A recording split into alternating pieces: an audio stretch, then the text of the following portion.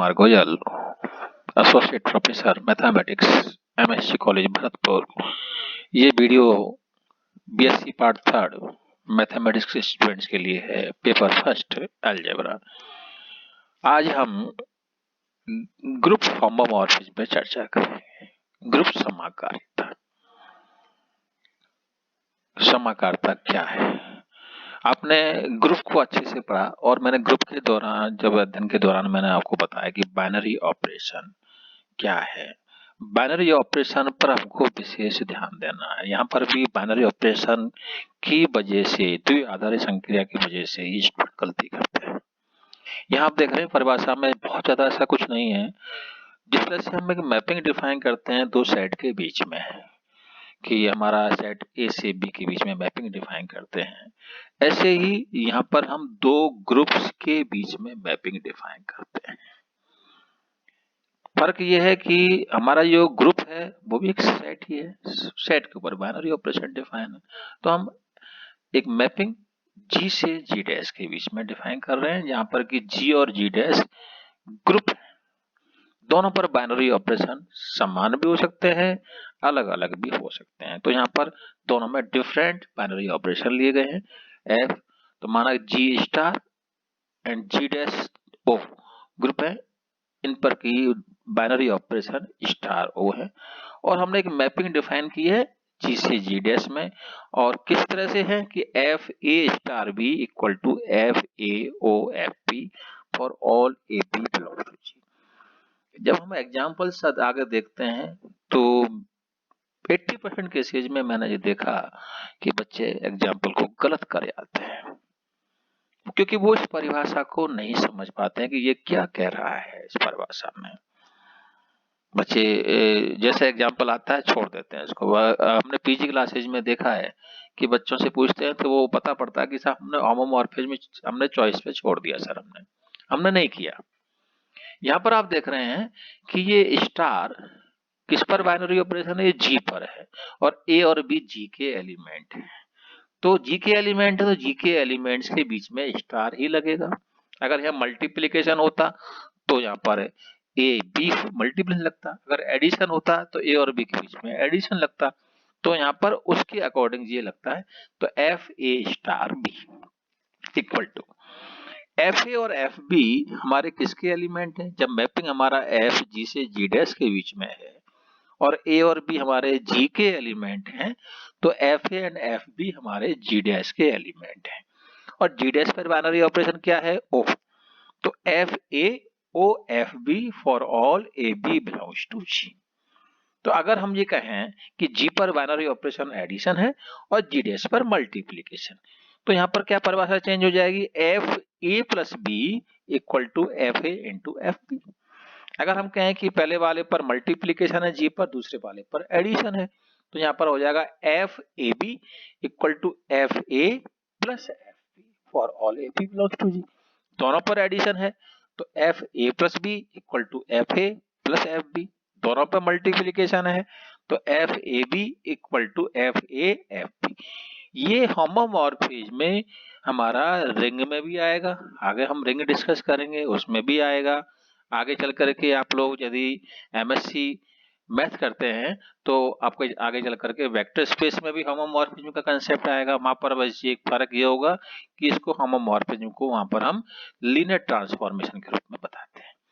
हो सकता है कि आपके अभी इसमें ही आ जाए बीएससी फाइनल में ही, तो इस कंसेप्ट पे विशेष हमको ध्यान दें। तो एक बात यहाँ आपको समझ में आई होगी कि this homomorphism is a function from a group G to G dash. अब आपको ये बात समझ में आ रही होगी कि ये फंक्शन है, तो क्या it may be one one, it may be onto, it may be one one और ऑन टू, या ये हमारे सेम ग्रुप्स के बीच में हो, जी और मतलब कि जी से जी के बीच में ही हो। तो क्या इस होमोमॉर्फिज्म का स्वरूप क्या होगा आगे चल करके? तो यहाँ पर आगे कुछ परिभाषाएं और हमारे आ रही है, और यहाँ इस केस में हम इन जैसे कि हमारा एफ जी से जी डैश में हम कह रहे हैं होमोमॉर्फिज्म। कौन है होमोमॉर्फिज्म? एफ।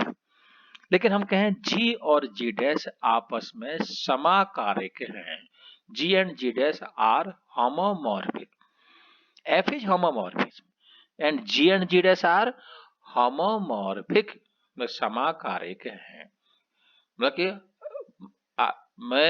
जो आपके सीनियर्स हैं, जो एमएससी कर चुके हैं, उन तक की स्थिति ये है कि वो इस कंसेप्ट को नहीं बता पाते हैं प्रॉपर वे में। इसलिए इस कंसेप्ट पर हम विशेष फोकस करें कि व्हाट इज होमोमॉर्फिज्म या मॉर्फिज्म। होमोमॉर्फिज्म क्या है? It is a mapping only mapping है और सेटिस्फाइंग दिस प्रॉपर्टी, जी से जी डैश में और इस प्रॉपर्टी को सेटिस्फाई करती है। हम अगर रिंग की बात करते हैं तो रिंग में क्या होता है, आगे चल करके हम आपको बताएंगे कि रिंग में दो बाइनरी ऑपरेशंस होते हैं, एडिशन एंड मल्टीप्लिकेशन।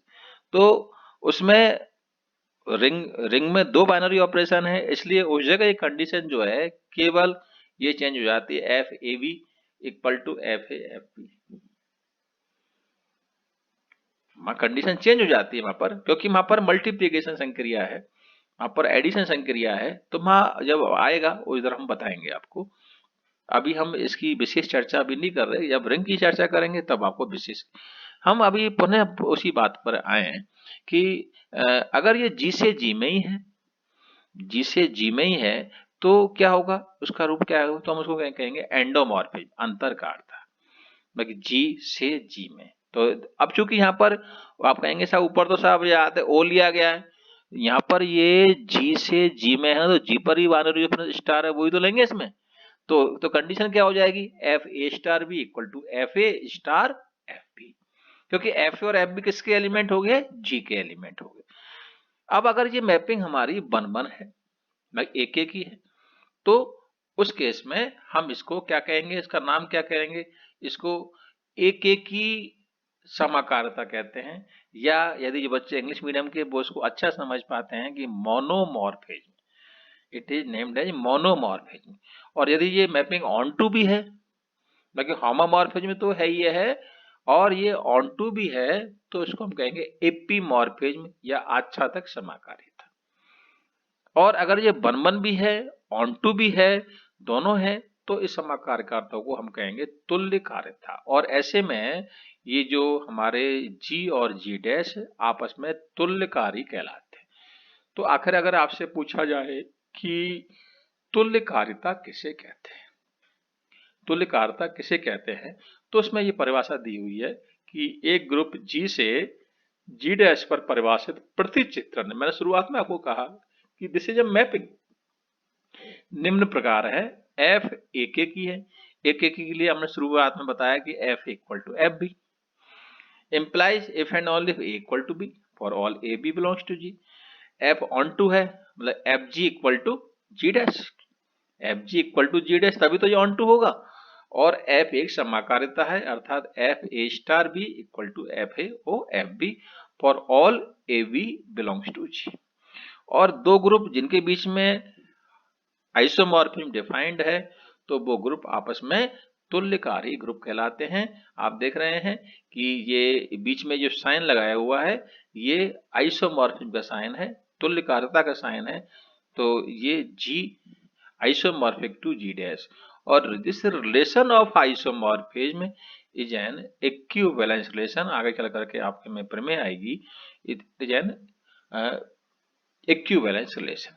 और यदि जी से जी में ही अगर तुल्यकारिता है, मतलब कि हमारे जी डैश की जगह जी हो गया, तो ये कहलाता है ऑटोमॉर्फिज्म। होता क्या है इसमें कि हम लोग किताब में जनरली हम लोग क्या है, रट के जाते हैं अलजेब्रा, किताब में हम लोग सोचते हैं आते कि जो दिया है वही एग्जाम में मिल जाएगा। एग्जामिनर वहां पर सवाल कोई किताब में दिया हुआ आइसोमॉर्फिज्म के लिए, और उसने कर दिया उसको ऑटोमॉर्फिज्म। पूछ रहा है आपसे ऑटोमॉर्फिज्म, आप रटा हुआ कंसेप्ट है उसका, वो उसको आइसोमॉर्फिज्म करके आ रहे हैं। आपने आते कोई बाइनरी ऑपरेशन किताब में दिया हुआ है, उसने कोई दूसरे बाइनरी ऑपरेशन लगा दिया। तो मेरा कहने का मतलब यह है कि इसमें आप बी केयरफुल, इस सवाल को बिल्कुल आप इसको जो इस पर बाइनरी ऑपरेशन है इसको अच्छे से देखें। फिर नेक्स्ट इंपॉर्टेंट कंसेप्ट है कर्नल ऑफ होमोमॉर्फिज्म। ये सारे कंसेप्ट जो यहाँ पर आपको बताए जा रहे हैं, ये सब कंसेप्ट रिंग में आएंगे, आगे चल करके वेक्टर स्पेस में आएंगे, अगर आप एमएससी करते हैं नॉर्म स्पेस में आएंगे। ये सब कंसेप्ट आपके यथावत चलेंगे। जैसे कि आप ग्रुप पढ़ रहे हैं, ग्रुप में आपने बाइनरी ऑपरेशन पढ़ा, ग्रुप में और प्रॉपर्टीज पढ़ी, सब ग्रुप आपने पढ़ा, तो आगे चल करके नॉर्मल सब ग्रुप पढ़ा। ये सब आगे जब रिंग पढ़ेंगे तो हमारा सब रिंग आएगा। Then kernel of homomorphism. Kernel यदि f g से g डैश में एक समाकारिता है, f g से g डैश में एक समाकारिता है, तो एक सेट, कौन सा सेट लिया, x, वेयर x किसका एलिमेंट है, g का एलिमेंट है, where fx equal to e dash, जहां e डैश एक ग्रुप g डैश का तत्समक अवयव है। यदि मैं इसको, और इसको हम f को क्या कहते हैं, समाकारिता f की अष्टी कहलाती है। कौन है, K है, ये जो सेट है ये कहलाता है समाकारिता का set of all those element of G के उन अवयवों का समुच्चय जिनका प्रतिबिंब G डैश का तत्समक अवयव है, उसे हम कहते हैं समाकारिता की अष्टी। G के उन अवयवों का समुच्चय जिनका की प्रतिबिंब G डैश का तत्समक अवयव है, उसे हम समाकारिता की अष्टी कहते हैं। और आपको क्लियर दिख रहा है कि ये G के अवयवों का समुच्चय है, इसका मतलब क्या हुआ, K subset of G, K subset of K G का सबसेट है। अब आगे चल करके क्या आएगा कि K अगर G का सबसेट है तो आगे चल करके हम ये भी प्रूव करेंगे कि K इज सब group of G, K is normal सब ग्रुप ऑफ G। आगे चल करके हम ये भी प्रूव करेंगे इसमें। तो अभी केवल आप इतना ध्यान रखें कि what is kernel of homomorphism. तो कर्नल ऑफ होमोमॉर्फिज्म के लिए ये आवश्यक है, कर्नल ऑफ होमोमॉर्फिज्म। होमोमॉर्फिज्म क्या एक मैपिंग है, कर्नल, तो इसका मतलब क्या हुआ कि हमको दो ग्रुपों के बीच में पहले होमोमॉर्फिज्म होनी चाहिए, उसके बाद हम कर्नल की बात करेंगे हम। तो एक कर्नल की ये परिभाषा आप लोग को देखें, आप इसमें जो आपको फिगर भी किताब में आपके दिया हुआ है ये कि G से G डैश के बीच में ये एक मैपिंग ली हुई है, और K G का सबसेट है, K के अवयवों का जो प्रतिबिंब जो G डैश में है वो क्या है, identity element of G dash. ये आप देख रहे हैं ये, तो इसका मतलब क्या है, kernel of f what is K। तो हम इसको K भी लिख सकते हैं। और अब यह एक समस्या है, समस्या क्या है कि याद है कि आपने साहब रटा हुआ है, यहाँ पर याद है कि f रटा हुआ है, और वहां पर एग्जाम में क्या है आपको कर दिया 5, आप वहां पर उसको समझ नहीं पा रहे हैं, तो थोड़ा सा इस परिभाषा पर विशेष फोकस करें। एग्जाम्पल्स आपके कुछ दिए हुए हैं, एग्जाम्पल्स ऑफ होमोमॉर्फिज्म। हम ये कहें माना सी नॉट क्या है, नॉन जीरो कॉम्प्लेक्स नंबर्स, अशून्य सम्मिश्र संख्याओं का ग्रुप है। ग्रुप मैंने आपको बताया था, संख्या अशून्य सम्मिश्र संख्याओं का ग्रुप है। मल्टीप्लीकेशन के लिए जैसे हम रियल नंबर्स केस में, कॉम्प्लेक्स नंबर्स के केस में हम जीरो का हमारे पास गुणनात्मक प्रतिलोम संभव नहीं है, इसलिए हम जीरो को हटा दें तो ये आर कहिए सी कहिए, ये क्या हो जाते हैं, ये ग्रुप हो जाते हैं मल्टीप्लीकेशन बाइनरी ऑपरेशन के लिए। तो सी नॉट अशून्य सम्मिश्र संख्या का ग्रुप है, तथा माना आर नॉट अशून्य वास्तविक संख्याओं का ग्रुप है, तो प्रतिचित्रण F C not to R not F X equal to modulus X. X किसका एलिमेंट है, सी नॉट का। आर नॉट क्या रियल नंबर्स हैं, तो मॉडुलस एक्स क्या होता है, रियल नंबर होता है, for all X belongs to C not. तो ये एफ सी नॉट से आर नॉट के बीच में एक समाकारिता है, क्योंकि आप देखिए कंडीशन कौन सी पूरी हो रही है, F X one dot X two, क्योंकि हमारा ये एक्स वन और एक्स टू के बीच में क्या है, मल्टीप्लीकेशन बाइनरी ऑपरेशन है। Equal to according to definition F X equal to modulus X X one dot X, क्योंकि एक्स एक्स हमारा क्या है, X one dot X two, और ये चूंकि मॉडुलस है, मॉडुलस में ये दोनों का मल्टीप्लीकेशन अलग अलग हो जाएगा, ये मल्टीप्लाई हो जाएगा, और ये F X one dot F x, क्योंकि दोनों में मल्टीप्लीकेशन बाइनरी ऑपरेशन है।